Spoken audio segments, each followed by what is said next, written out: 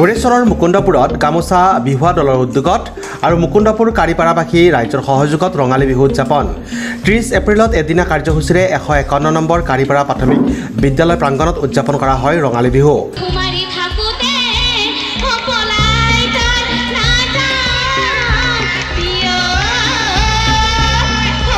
কাৰ্যসূচী মৰ্মে পুৱা পতাকা উত্তোলন কৰে বিহু উদযাপন সমিতিৰ সভাপতি ৰূপম ডেকাই। ইয়াৰ পিছতে স্মৃতি তৰ্পণ আৰু বৃক্ষৰোপণ কাৰ্যসূচী সমাপন হয়। দিনৰ 11 বজাত ছাত্ৰ ছাত্ৰীৰ মাজত চিত্ৰাংকন প্ৰতিযোগিতা অনুষ্ঠিত হয়। ইয়াৰ পিছতে খেল ধেমালি প্ৰতিযোগিতা, দিনৰ 3 বজাত স্বচ্ছ অভিযান আৰু 4 বজাত বন্তি প্ৰজ্বলন কৰা হয়। এইপিনে আকৰ্ষণীয় মুকলি বিহু প্ৰতিযোগিতা সন্ধিয়া প্ৰায় 6 বজাত উদ্বোধন কৰে কাৰ্তিক মোমাই বৰৈ। প্ৰতিযোগিতাত কেইবাটাও বিহু দলে অংশগ্ৰহণ কৰে।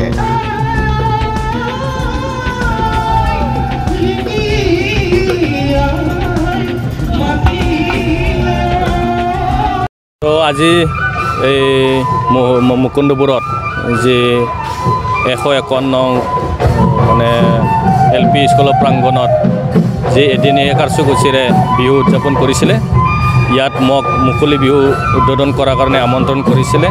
মই ইয়াত আহিলোঁ, ইতিমধ্যে মোৰ কাৰ্যসূচী সমাপ্ত কৰিলোঁ।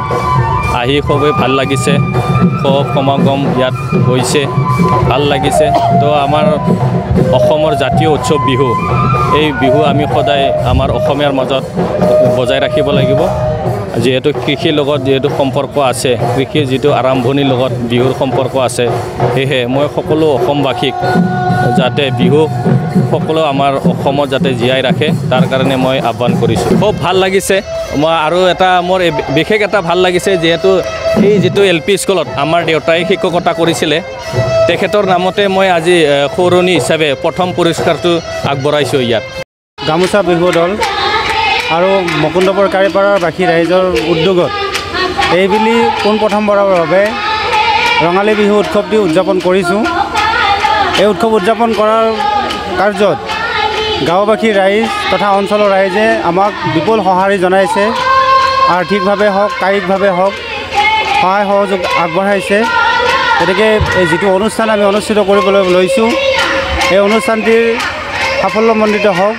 আমি উদযাপন সমিতিৰ সমূহ কাৰ্যকৰ্তাৰ ফালৰ পৰা এইটোৱে আশা আৰু আহ্বান ৰাখিছোঁ। প্ৰথমে আমি ৰাতিপুৱা 9 বজাত পতাকা উত্তোলন কৰোঁ।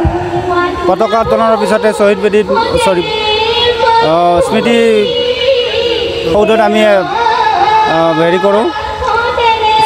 তাৰপিছতে আমি বৃক্ষৰোপণ কাৰ্যসূচী অনুষ্ঠিত কৰোঁ।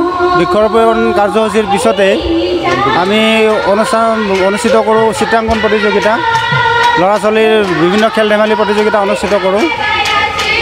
সন্ধিয়া বন্তি প্ৰজ্বলনৰ মাজেৰে আমি যিটো মুকলি বিহু প্ৰতিযোগিতা, এই মুকলি বিহু প্ৰতিযোগিতা অনুষ্ঠিত কৰিছোঁ। ইয়াৰ পিছতে আমি মুকলি বিহু প্ৰতিযোগিতা শেষ হোৱাৰ পিছতে আমি এই প্ৰতিযোগিতাৰ যি ফলাফল ঘোষণা কৰি আমি পুৰস্কাৰ দিয়াৰো ব্যৱস্থা ৰাখিছোঁ। আৰু মূলত কাৰ্যসূচী এইখিনিয়ে আছিলে। আমাৰ কাৰিপাৰা মুকুন্দপুৰ যি পদক্ষেপ ৰঙালী বিহু, এই ৰঙালী বিহুৰ পদক্ষেপ ল'লে আগৰ দিনবোৰত লৈছিল, কিন্তু সময়ৰ পৰিপ্ৰেক্ষিতত কিছুমান কিছু হেৰাই গৈছিল। কিন্তু আকৌ এতিয়া নতুন চামে যুৱক চামে এতিয়া এই উদ্যোগটো লৈছে, খুব ভাল লাগিছে। পৰৱৰ্তী সময়তো আমি যিমান পাৰোঁ চেষ্টা কৰিম খুব সুন্দৰ লাগে। আনহাতে মুকলি বিহু বাকৰিত কেইবাজনো বিশিষ্ট ব্যক্তিক উদযাপন সমিতিৰ তৰফৰ পৰা বিশেষভাৱে সম্বৰ্ধনা জ্ঞাপন কৰা হয়। Desk report, news express, Assam.